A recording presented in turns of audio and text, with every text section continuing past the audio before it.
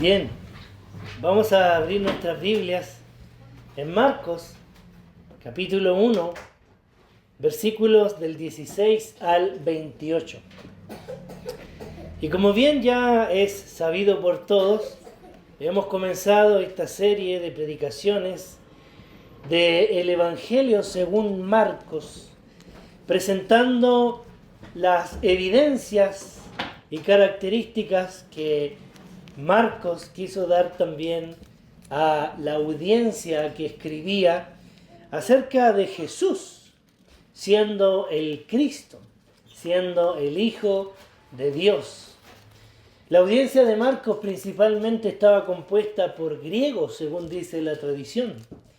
Y estos griegos tenían que entender, a diferencia de Mateo, que eran judíos los destinatarios del Evangelio, que Jesús era el único Señor, que Jesús era el Cristo, Jesús era el Kurios. Si alguien ha escuchado esa palabra significaba el Señor de todo. Y para los griegos, el Kurios era el César, el emperador. Ellos estaban subordinados bajo su autoridad, pero este Evangelio trae unas evidencias más importantes que un señorío humano, sino que es un señorío divino.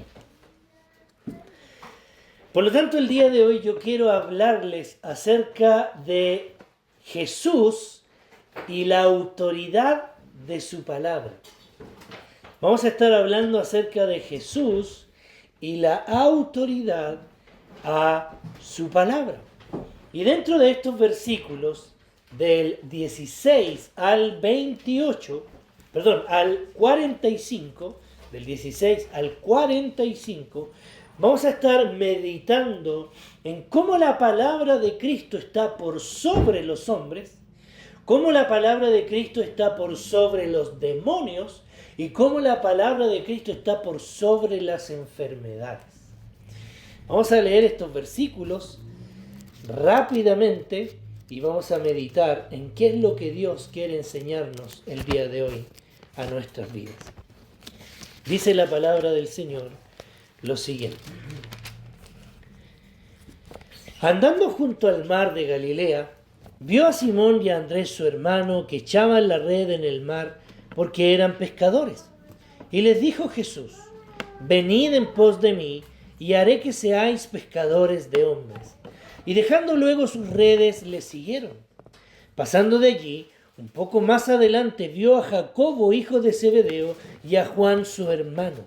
También ellos en la barca, que remendaban las redes. Y luego los llamó, y dejando a su padre Zebedeo en la barca con los jornaleros, le siguieron. Y entraron en Capernaum, y los días de reposo, entraron en la sinagoga, enseñaba. Y entrando en la sinagoga, él enseñaba, y se admiraban de su doctrina, porque les enseñaba como quien tiene autoridad, y no como los escribas.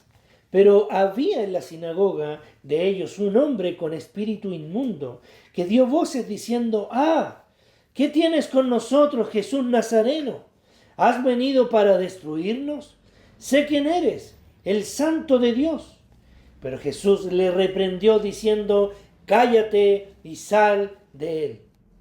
Y el espíritu inmundo, sacudiéndole con violencia y clamando a gran voz, salió de él. Y todos se asombraron de tal manera que discutían entre sí diciendo: ¿qué es esto?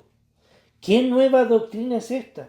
Que con autoridad manda aún a los espíritus inmundos y le obedecen. Y muy pronto se difundió su fama por toda la provincia alrededor de Galilea.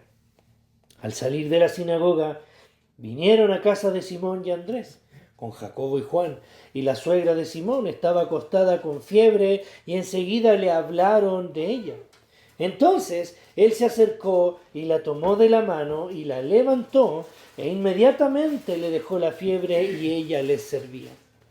Cuando llegó la noche, luego que el sol se puso, le trajeron todos los que tenían enfermedades y a los demonios.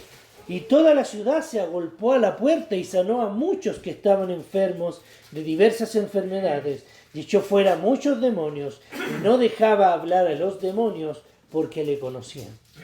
Levantándose muy de mañana, siendo aún muy oscuro, salió y se fue a un lugar desierto, y allí oraba. Y le buscó Simón, a los que con él estaban, y hallándole le dijeron: todos te buscan. Él les dijo: vamos a los lugares vecinos, para que predique también allí, porque para esto he venido. Y predicaban en las sinagogas de ellos en toda Galilea, y echaba fuera a los demonios. Vino a él un leproso, rogándole, inclinada la rodilla, le dijo: si quieres, puedes limpiarme. Y Jesús, teniendo misericordia de él, extendió la mano y le tocó y le dijo: quiero, sé limpio. Y así que él hubo hablado, al instante la lepra se fue de aquel y quedó limpio. Entonces le encargó rigurosamente y le despidió luego y le dijo: mira, no digas a nadie nada, sino ve, muéstrate al sacerdote y ofrece por tu purificación lo que Moisés mandó para testimonio a ellos. Pero oído él, comenzó a publicarlo mucho y a divulgar el hecho, de manera que ya Jesús no podía entrar abiertamente en la ciudad, sino que se quedaba fuera en los lugares desiertos, y venían a él de todas partes. Oremos al Señor. Padre, gracias por escucharnos. Gracias por la autoridad de tu palabra en nuestras vidas. Gracias porque un día tú nos llamaste, te seguimos. Guíanos, Señor, también. Guía nuestros pasos, guía nuestro andar. Y permítenos cada día, en cada momento, ver tu palabra como la única autoridad más importante que todas las cosas. En el nombre de Jesús oramos. Amén. Después de que Cristo demuestra que Él es el Hijo de Dios, cumpliendo las señales proféticas de Isaías y Malaquías, en los versículos del 1 al 8, Él continúa cumpliendo profecías indicadas, como lo hace en el Salmo capítulo 2, siendo además confirmado por el Padre y el Espíritu por medio de su bautismo.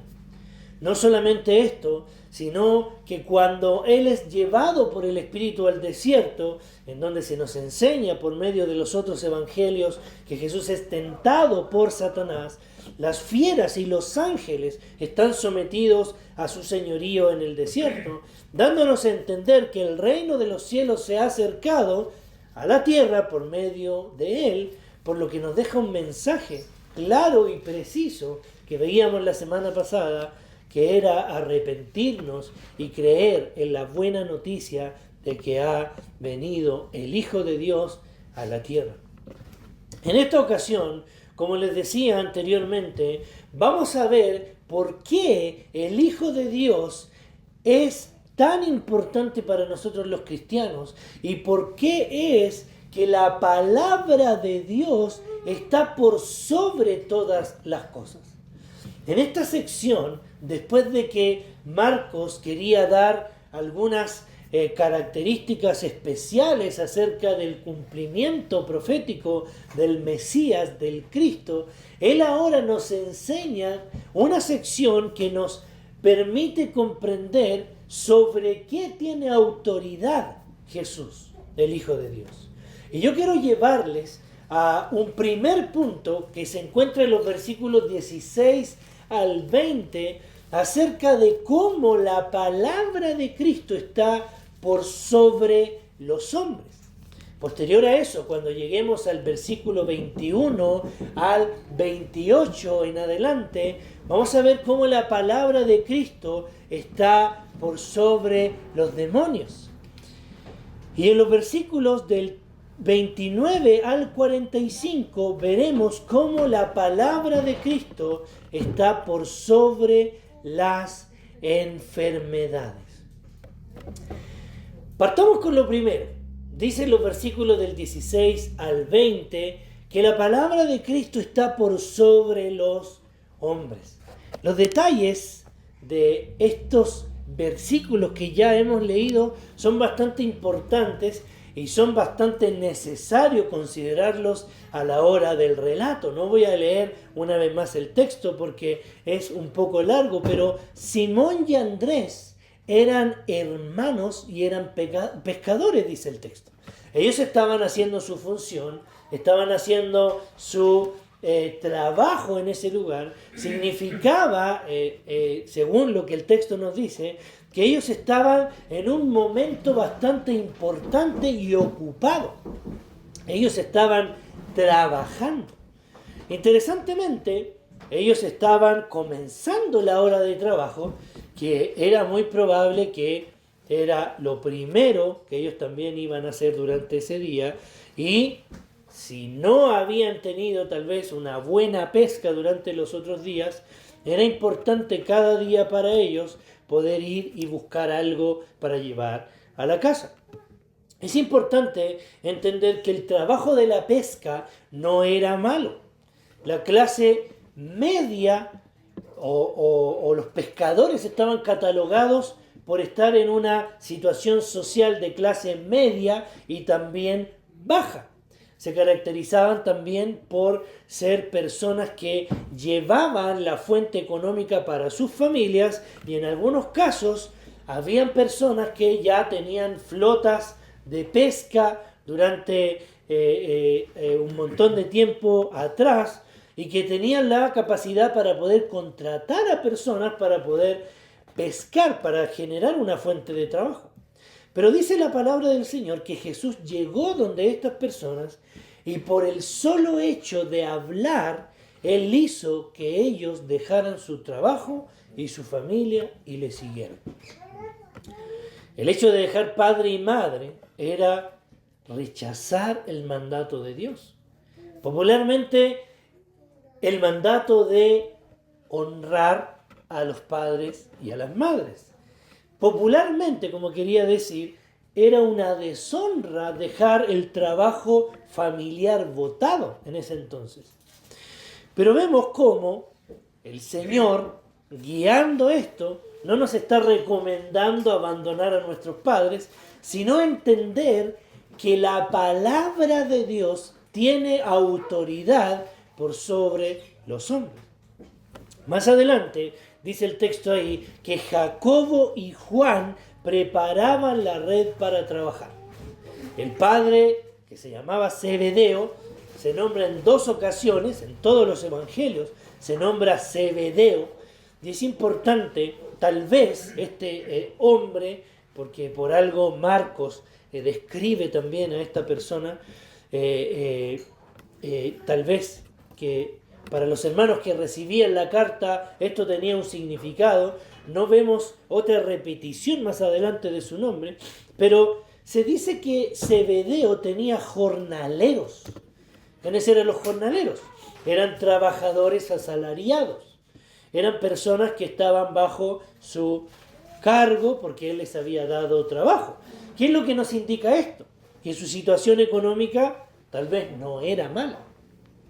Simón, dice la palabra del Señor, que él juntamente con su hermano estaban trabajando, y más adelante se nos dice que entraron en la casa de Simón y vivía ahí su suegra, vivía su mamá y también vivía su hermano, por lo que podemos también entender que su casa podría haber tenido más de una habitación. ¿Qué es lo que quiero decir con esto? Que es importante considerar esto porque la economía de Pedro, la economía de Juan, la economía de Andrés y Jacobo no era tan baja como algunas personas dicen. Algunos dicen que ellos eran pobres en extremo y por eso siguieron a Jesús. No, no era así. Bueno, para comenzar con el proceso de seguir a un maestro, también eso tenía sus implicaciones, no era tan fácil. Los hombres, sobre todo los hombres de familia, debían dejar todo listo para comenzar este proceso de capacitación con sus maestros, y se debía pensar muy bien antes de ejercer esta labor de capacitarse con un maestro en aquellos tiempos.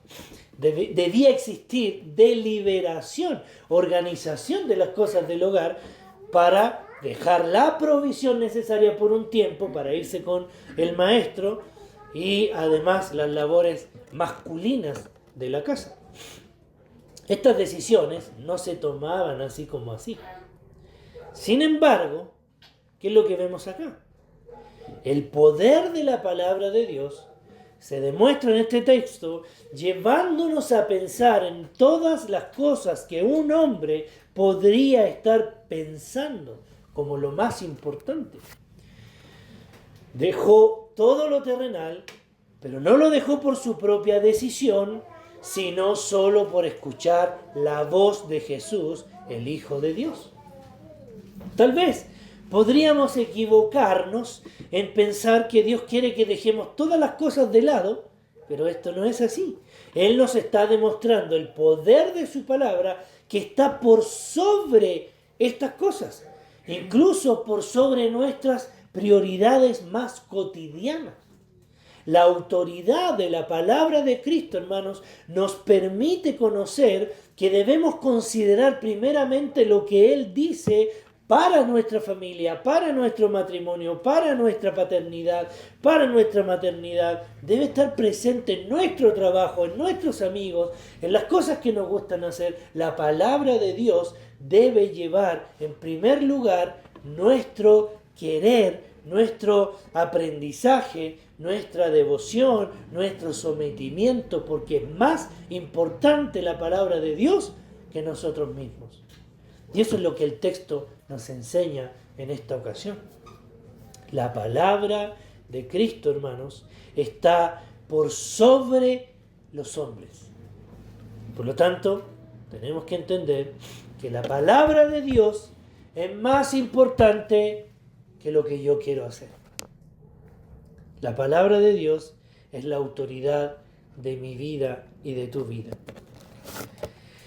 Pero el versículo 21 al versículo 28 nos permite entender que no solamente la palabra de Cristo está sobre los hombres, la palabra de Cristo también está sobre los demonios. En el versículo 21 al 28, Jesús demuestra tener autoridad como maestro sobre los espíritus inmundos, por lo que las personas le reconocen a Él como alguien que tiene autoridad, primeramente por sobre los que tenían la autoridad en ese entonces.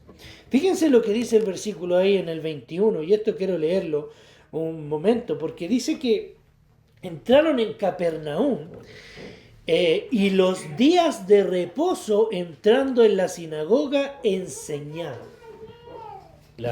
Hay otra versión que puede también ayudarnos a entender esto, pero ellos entraron en Capernaum y los días de reposo entraban en las sinagogas para enseñar. Jesús entraba en las sinagogas para enseñar.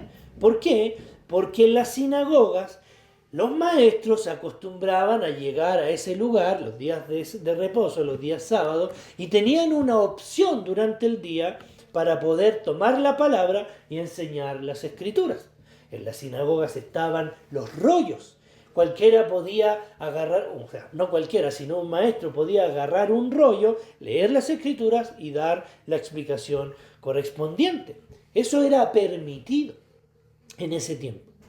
Pero fíjense, hermanos, cómo las personas reaccionaron en ese lugar. Las sinagogas estaban en diferentes lugares, no había una sola sinagoga, pero debemos entender que en las sinagogas también habían personas que acostumbraban a ir a orar y a aprender de la palabra de Dios. Hoy día podríamos decir que una sinagoga se parece mucho a lo que es un templo o una capilla, podríamos decir eso, porque la gente iba a ese lugar porque no tenía la Biblia también en la casa, como nosotros hoy día. Entonces, para aprender más de la palabra del Señor, escuchar la lectura de las Escrituras, iba a las sinagogas. Entonces, el Señor iba ahí para enseñar de la palabra y que mucha gente también escuchara. Pero muchos de los maestros que enseñaban en ese lugar eran escribas. Los escribas eran doctores de la ley. Los escribas conocían mucho la palabra. Pero fíjense que la gente que había escuchado a los escribas empezó a comparar entre la enseñanza de los escribas y la enseñanza de Jesús. Y ellos dijeron, en el versículo 22, que se admiraban de su doctrina. ¿Qué significa la palabra doctrina? Enseñanza. Se admiraban de su enseñanza porque él les enseñaba como quien tenía autoridad y no como los escribas. Es obvio que Jesús iba a tener autoridad, porque los escribas eran hipócritas, los fariseos eran hipócritas, todos los hombres pecaban y Jesús nunca había conocido pecado. Pero podemos darnos cuenta, hermanos, cómo interesantemente este primer suceso que el Señor Jesucristo pasa en esta ocasión lleva a que en ese momento, en ese entonces, en la sinagoga hay un espíritu inmundo. ¿Qué era un espíritu inmundo? Interesantemente, lo que vemos aquí es que este hombre estaba en ese lugar. Probablemente llevaba toda su vida ahí asistiendo a ese lugar. No lo sabemos. Hay una característica bastante interesante, que es cuando Jesús estuvo en la tierra, fue donde más situaciones demoníacas sucedieron. Y lo hemos reflejado en los evangelios. Pero este hombre estaba ahí en la sinagoga, sentado tal vez, escuchando. Nadie se inquietaba porque este hombre estuviera allí, hasta que él habló. Y en aquel entonces se podía ver una vinculación bastante recurrente en los demonios y las personas que manifestaban también la adivinación. Vemos en Hechos capítulo 8, versículo 9, el ejemplo de un hombre que se llamaba Simón el Mago. En Hechos 13, 6, vemos cómo hay otro mago que se llamaba Bar Jesús, que él quería impedir que el procónsul escuchara el mensaje. Era interesante que también en Hechos 16 había una mujer que tenía un espíritu de adivinación. Estas personas eran permitidas por la sociedad.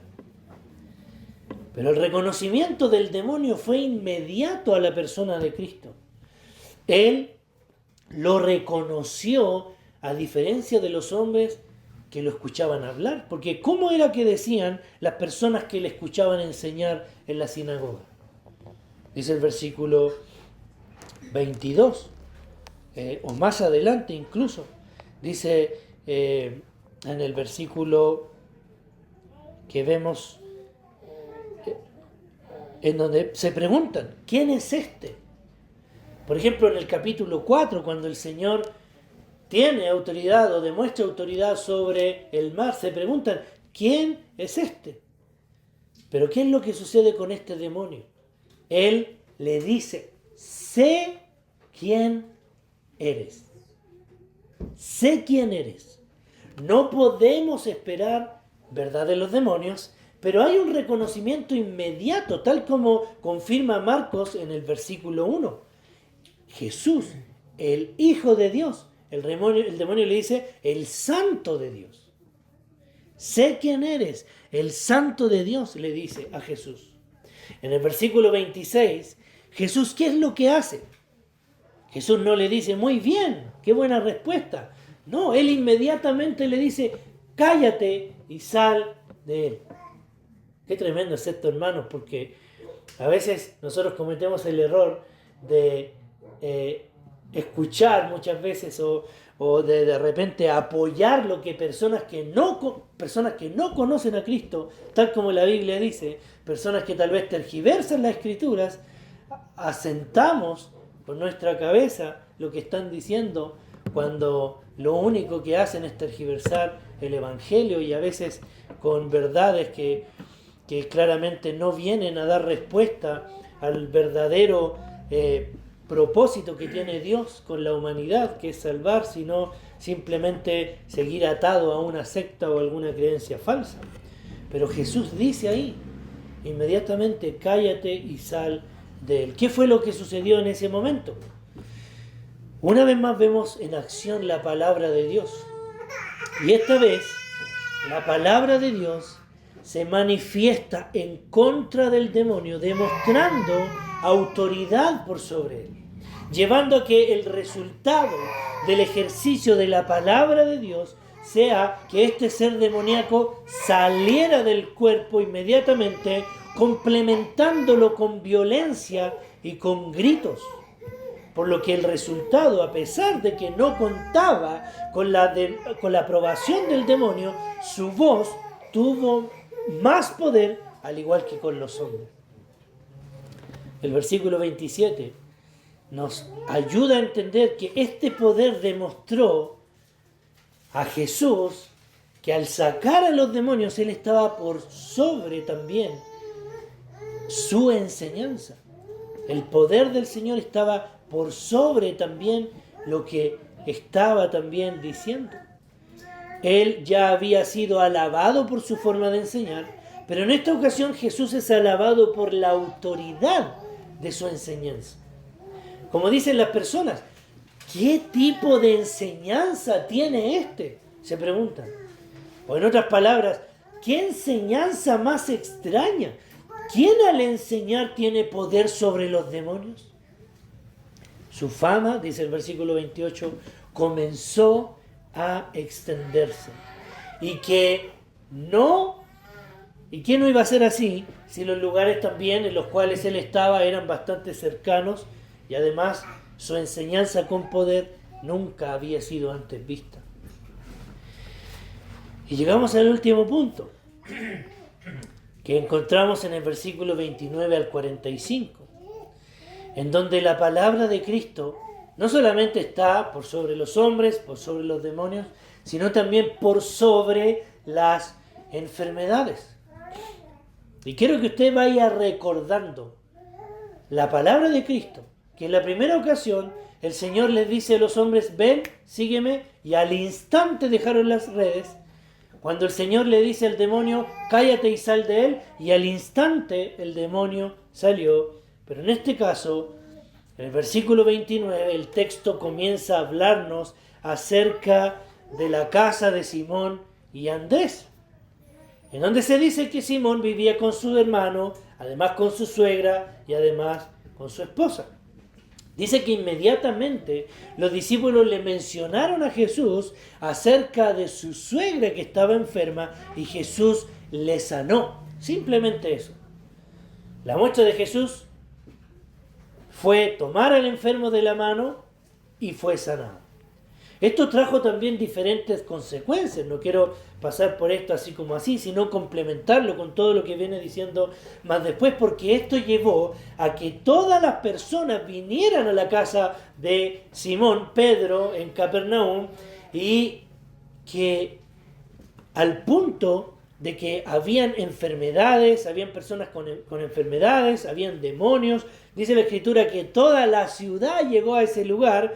En el versículo 33 dice que todos se agolparon a la puerta porque querían ser sanados. Y el verso 34 vuelve a repetir que el Señor sanó a muchos enfermos de diversas enfermedades, echó fuera a los demonios y no dejaba hablar a los demonios.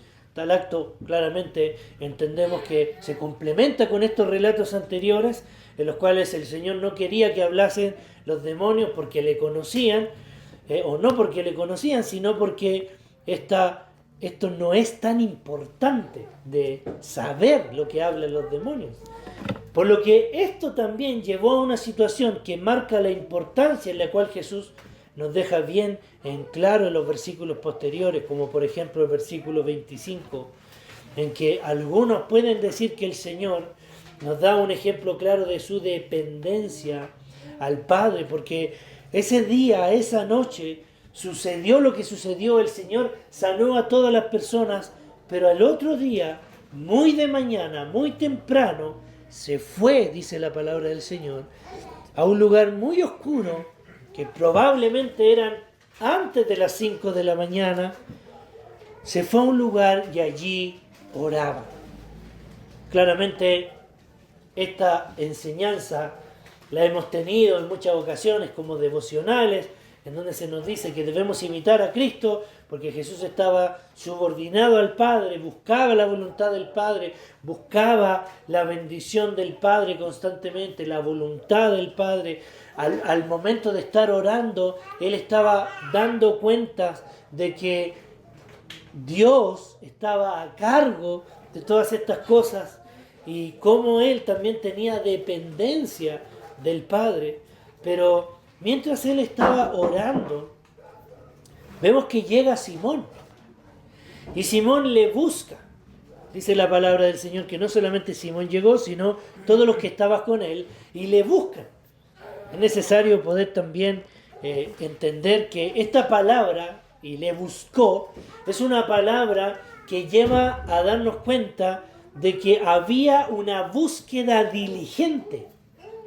Llegó Simón tal vez muy apresurado donde Jesús y le pregunta a Jesús o le dice: Jesús, todos te buscan.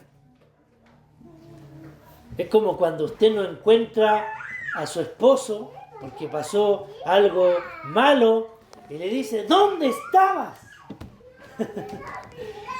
Llega Pedro y le dice al Señor: Señor, todos te buscan.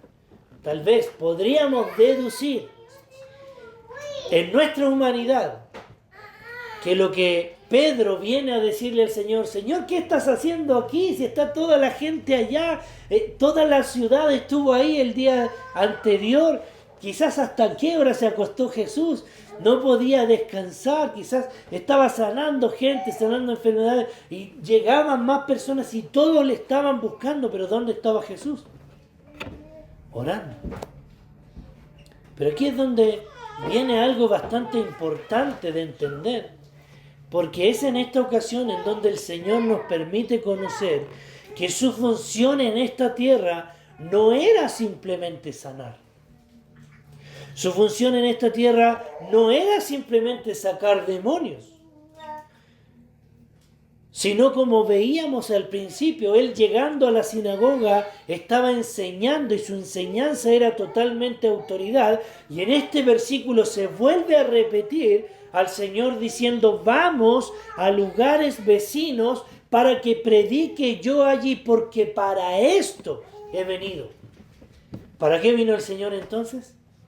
A enseñar, a predicar. ¿Qué es más importante entonces? ¿La predicación o el culto de sanidad? Obviamente, hermanos, la palabra del Señor vuelve a decir que es lo más importante. Entendemos, hermanos, que ¿a qué había venido el Señor? Él dice: para esto he venido. ¿A qué? ¿A dónde había venido? ¿A la casa de Pedro? No. ¿A Jerusalén? No. ¿Al mundo? Al mundo. El Señor había venido al mundo ¿a qué? A predicar, a anunciar la buena nueva de salvación. ¿Cuál era ese mensaje? Arrepentíos y convertíos. Arrepentíos y creed en el Evangelio. Anunciar las buenas nuevas de salvación, que el reino de los cielos se había acercado. Por lo tanto, debían arrepentirse. Y predicaba, dice la palabra del Señor, en las sinagogas, en toda Galilea. Predicaba, echaba fuera a los demonios. Lo que Marcos dice, y lo que viene a continuación, es que sucede una situación con un hombre que era leproso. Y aquí es donde termina este relato, confirmando una vez más que la palabra del Señor está por sobre las enfermedades. Este hombre tenía una enfermedad que se llamaba lepra. La lepra era tan mala, hermanos, que ni siquiera las personas se podían acercar a alguien que no tenía lepra. Yo me acordaba inmediatamente de esto cuando el COVID llegó aquí a Lonquimay. Y específicamente llegó a Pedregoso. Cerraron todo en Pedregoso, no se podía subir a Pedregoso. Llegó un WhatsApp del alcalde que decía: lamentamos que nuestra ciudad, que no tenía ningún caso de coronavirus en Chile, tuviera el primer caso y todos nosotros tristes porque hubo el primer caso, pero cuando él dijo el primer caso está en Pedregoso, más encima, lamentablemente, el primer caso falleció en Pedregoso. Nadie quería ir a Pedregoso. Nadie quería juntarse con esas personas. La lepra no era parecida al coronavirus, pero el sentido era el mismo. Una persona con COVID en ese entonces, nadie se quería juntar con él. La lepra, hermanos, era una enfermedad que ameritaba cuarentena. Ya conocemos lo que es una cuarentena. Pero la persona debía estar aislada por mucho tiempo, 40 días. Si es que llegaba a sanarse.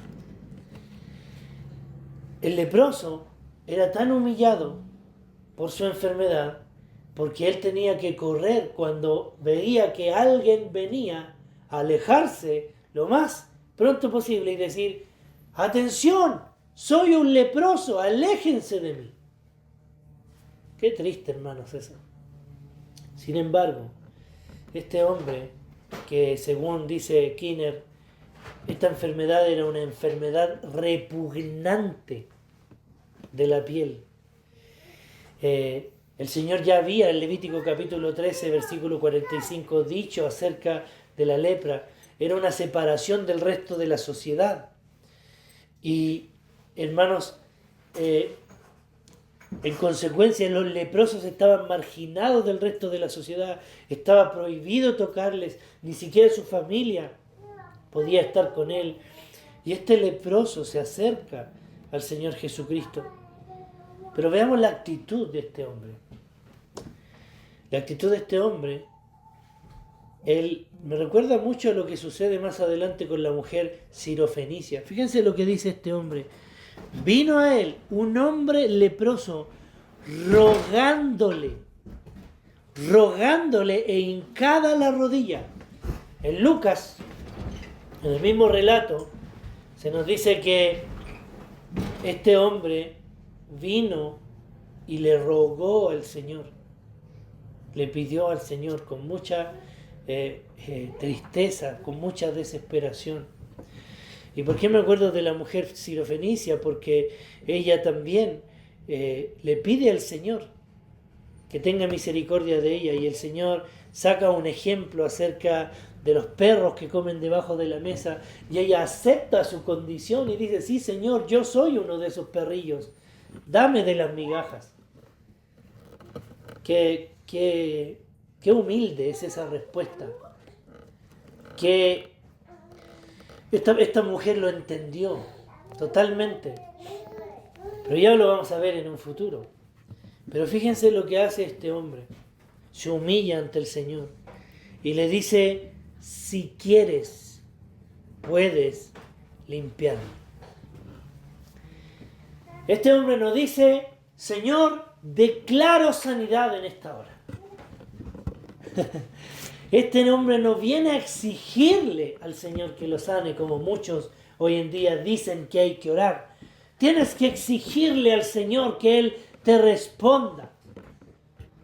No. Humildemente le dice: Señor, si quieres, puedes limpiarme. Dándonos a entender que Él comprendía que la voluntad de Dios era la correcta. Tuyo es el señorío y el poder por los siglos de los siglos. Tuya es la gloria. Del Señor es la gloria. Por lo que vemos en esta ocasión cómo el Señor responde una vez más. Y su palabra, hermanos, es la que va a permitirnos saber qué es lo que sigue. Al igual como los hombres, al igual como los demonios, en esta ocasión la autoridad de la palabra del Señor está siendo demostrada sobre las enfermedades, y la autoridad de la palabra de Dios fue en ese entonces: quiero, sé limpio. Pero Jesús podría haber dicho no y hubiera estado bien. Pero el Señor dijo: quiero, sé limpio, y la lepra desapareció al instante. Pero el verso 42 recalca mucho más que Jesús, al instante en que hubo hablado, la lepra se fue de él. Y este comenzó a publicar lo grande que había hecho el Señor en su vida, aunque Jesús le había pedido que no lo hiciera. Él compartió todo lo que había sucedido. Había un rito ahí de Moisés que tenían que los sacerdotes también ver, evaluar, confirmar si realmente había sido sanado o no. Pero este hombre empezó a contar que Jesús le había sanado de la lepra. Por lo que, en conclusión, hermanos, al ver lo que decía en los versículos del 16 al 20 sobre la autoridad que tiene Dios sobre los hombres, Jesús hoy día puede estar haciéndote entender y tiene que hacerte entender que su palabra es más importante que cualquier cosa. Su palabra es más importante que tu trabajo. Su palabra es más importante que lo que tú quieres hacer. Su palabra es más importante que la serie que quieres ver. Su palabra es más importante que todas las cosas. Y Él te está hablando por medio de ella y quiere que te sometas a ella y le sigas. El castigo por no seguir a Cristo es la ira de Dios que va a recaer sobre ti. Jesús podría estarte llamando hoy día. Tienes que seguir su palabra y no tus propios deseos, no lo que te gusta. Y esto no quiere decir que tú no puedes trabajar, que tú no puedes tener hobbies, que tú no puedes tener grupos de amigos, familia, pero la palabra del Señor, hermanos, quiero que entiendan esto, es más importante que eso. Tú aplicas la palabra del Señor cuando estás trabajando. Tú trabajas para la gloria de Dios. Tú tienes amigos para la gloria de Dios. Tú compartes con personas para la gloria de Dios. Las conversaciones que tú tienes son para la gloria de Dios. Porque su palabra está por sobre nosotros. Por lo que también la palabra de Dios está por sobre los demonios. Y debemos entender que como los demonios tiemblan ante Jesús, tú, si no tiemblas ante Jesús, es porque eres peor que un demonio. Por lo menos los demonios comprenden quién es Jesús, el Hijo de Dios, el Señor, y le dicen, por favor no me saques de este hombre, y le dicen en Marcos capítulo 5. Los demonios no hacen caso a Cristo. Ellos ya están condenados. Ellos ya tienen su lugar en el infierno. Pero debemos entender que la palabra de Cristo incluso está por sobre ellos. Por lo tanto, nosotros sí debemos obedecer a Cristo. Y finalmente, la palabra de Cristo está por sobre las enfermedades. Y a veces nosotros podemos estar enfermos, el sufrimiento invade nuestro cuerpo, pero Jesús no vino a sanarnos. Él vino a salvarnos. Él puede sanarte. Él puede sanar a las personas. Si tú estás con una enfermedad hoy día y estás escuchando este mensaje, el Señor puede sanarte. Pero el Señor quiere algo que es mucho más importante de las personas. Sanar no es su principal labor. ¿Qué saca Jesús con sanar a una persona si esa persona va a seguir viviendo en pecado? ¿Qué pasa? ¿Qué saca el Señor sanando a una persona si Él no le va a seguir? ¿No se va a deleitar en Él? Lo que Dios quiere hacer es salvarte del castigo eterno. Él quiso salvarnos de la ira de Dios que cayó justamente en Él mismo. Él recibió la ira que yo debía recibir. Él murió en la cruz por mi pecado. Él murió en la cruz por nuestros pecados, por nuestras vidas. Nos dio una vida nueva. Nos hizo sentarnos en Cristo. En Él fuimos limpiados de toda maldad. El Señor nos hizo santos y aceptos, sin mancha. Nos permite a nosotros también anunciar las virtudes del que nos llamó de las tinieblas a la luz admirable. Él es el que merece nuestra adoración y estar ante su palabra subordinados a lo importante y lo hermoso que es su voluntad, hermanos. Por eso es que debemos entender y esto debe ser una convicción en nuestras vidas y una convicción al predicar a Cristo. La autoridad de su palabra, la palabra de Cristo es la autoridad en la iglesia. Y juntamente con esto debemos entender por qué somos una iglesia bíblica, por qué queremos ser una iglesia bíblica, porque la palabra de Cristo está por sobre todo lo que hacemos, sobre la disciplina en la iglesia, está por sobre las canciones en la iglesia, está por sobre el evangelio en la iglesia, está por sobre las predicaciones, por sobre las direcciones y los servicios, por sobre las ayudas que hacemos, por sobre todas las cosas. La palabra de Dios es la única autoridad para nuestra iglesia. Y eso no debemos olvidarlo. Y entender que la gracia de Cristo vino a nuestras vidas solamente por entender la palabra de Dios, que Él nos hizo entender. Él agradó salvar a los creyentes por la locura de la predicación. La ley de Jehová que convierte el alma, que hace sabio al sencillo, transformó nuestro corazón. Por eso mismo debemos orar, hermanos, para que podamos ser retenedores de esta palabra fiel, tal como ha sido enseñada, para que podamos guardar el buen depósito de la palabra de Cristo, para que la palabra de Cristo more en abundancia en nuestra iglesia y podamos juntos también servirnos unos a otros en y bajo la palabra del Señor. Oremos al Señor y pidámosle a Él que guíe nuestras vidas y nuestros ministerios con su palabra.